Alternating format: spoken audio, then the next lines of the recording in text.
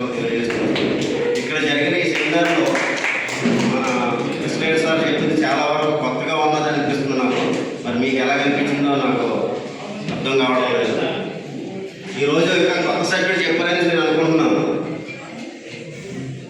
అంటే మీరు ఎవరు మాట్లాడలేదంటే కొత్తదనం ఏమీ లేదంటే ఉందా ఏంటి?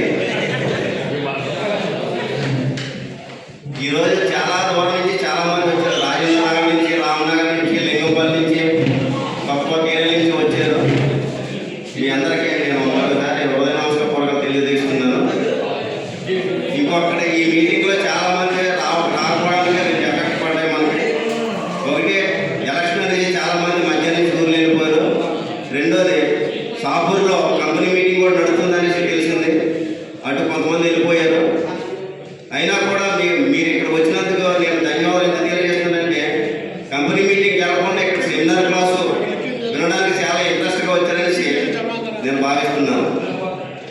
ఇంకొక రెండో విషయం ఏంటంటే, మౌలాలీలో